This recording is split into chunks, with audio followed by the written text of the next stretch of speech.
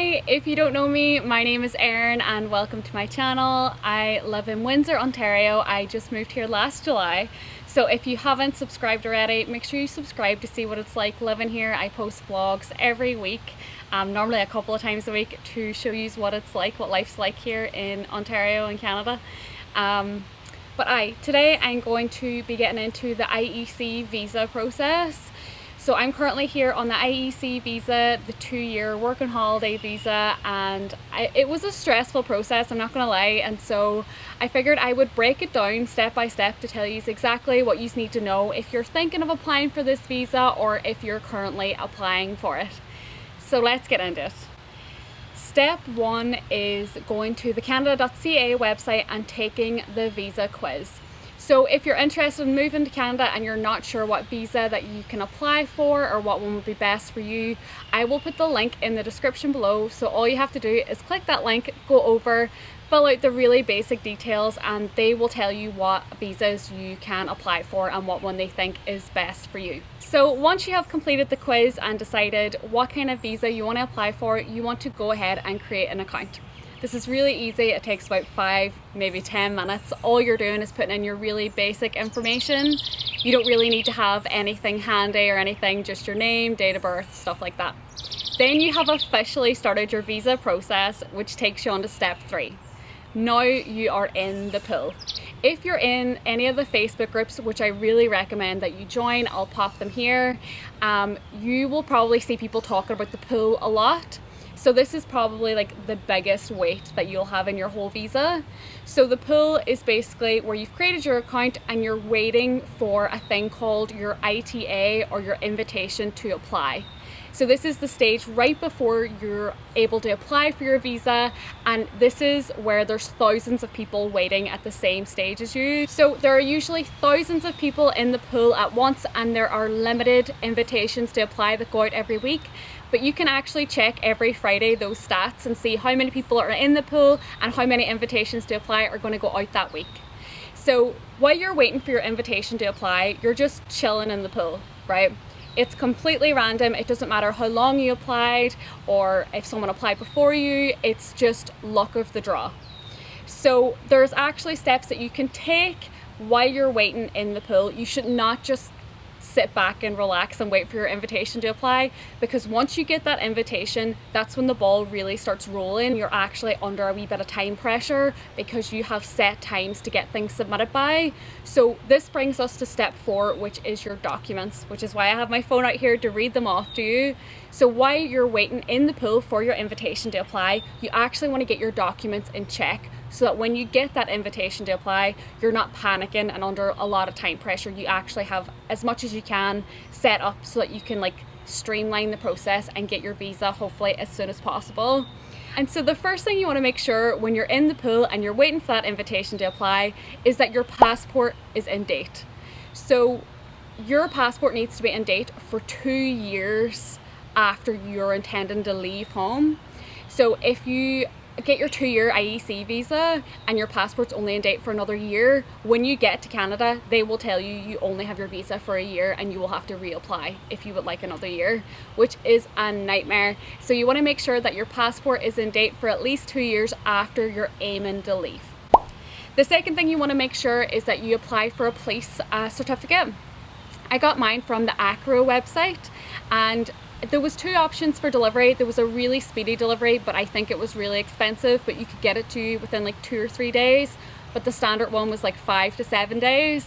So you want to apply for your police certificate, which basically just clears you, that says that you don't have any criminal charges. What I will say is that you need to provide a police certificate for anywhere that you've lived in for more than 6 months, any country. So that might be something to take into consideration. Another reason to get it all prepared before you get your invitation to apply. The next thing that you'll need is a passport photo, a clear professional one that you go and get taken and upload into the system once you get your ITA. The last thing is your family background form, background check, which you can't really prepare for. It's just basic family member details and dates of birth and addresses and stuff like that, I believe, but it's nothing too crazy. So that brings us to step 5, which is your invitation to apply, where this is where you submit all the documents that you have prepared for. And once you get your invitation to apply, you actually have 10 days to start your application, and you have 20 days to finish your entire application. So that's why I really recommend doing everything as much as you can while you're in the pool, so that you're not panicking with only 20 days to get everything sorted. So once you send all of that information in at your invitation to apply, then the next step is your biometrics letter.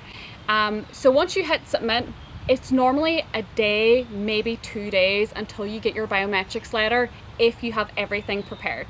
So that's step 6, you get your biometrics letter, which means you have to go and get your fingerprints taken. And now there are limited places that you can go to get your biometrics done. I think in Ireland there was just one, which was Dublin, where I went, and then in England I believe it's only London. So you want to make sure as soon as you get your biometrics letter that you book your appointment right away, because once you get that biometrics letter, you only have 30 days to submit your biometrics. So as soon as you get it, jump on the website, find your nearest centre and book it ASAP. I was really unsure as to what biometrics even were. I promise you it is a 5-minute appointment. You'll probably have to travel to get there because there's so few centres that actually let you submit your biometrics. But once you get in, they just take your photograph and they take your fingerprints. What I will say is, girls, make sure you don't have any fake tan on your hands, because I sure did, and it was a struggle. I had to like scrub my hands with wipes and it just wouldn't take. So make sure you don't have any fake tan on your hands, but I promise it'll be a 5-minute appointment. So I applied for my visa during COVID, which meant that you needed a job offer to get a visa. You needed a job offer to get into Canada. They weren't processing visas without a job offer. And so I'm not too sure if this still stands, but because I was working in education, I needed to get a medical exam done before I could get my visa processed. So it was at the same stage where I was submitting my biometrics, I had to submit my medical exam certificate, which was very expensive. It was €365. So I'm not too sure if that's still relevant, if that's something that you might have to deal with. It's important to take that into consideration, that it's also very difficult to get an appointment for that, because you can't go to your regular doctor. You have to go to a certified doctor, and there was only one in Ireland at the time that had any appointments available, and I had to be put on a waiting list, and it was a bit of a nightmare. So again, you want to try and give yourself as much time to do everything if possible. So once you have all that done, you are just waiting for your port of entry letter. This is going to be a small wait, probably a couple of weeks, hopefully, but it can be as long as it takes. And that's the most frustrating thing with this visa. Because I applied during COVID and you needed a job offer to get the visa, the wait times were a lot less. So I ended up getting my port of entry letter, which is the final thing. That's what you're getting. That's the aim of the game, is the port of entry letter. I got mine within 6 weeks of submitting everything. So I actually started my visa process in May, and I got my port of entry letter on the 2nd of July. So my process was actually really short, but like I said, yours might be a wee bit longer, might be a wee bit shorter, just depending on how long you're in the pool for.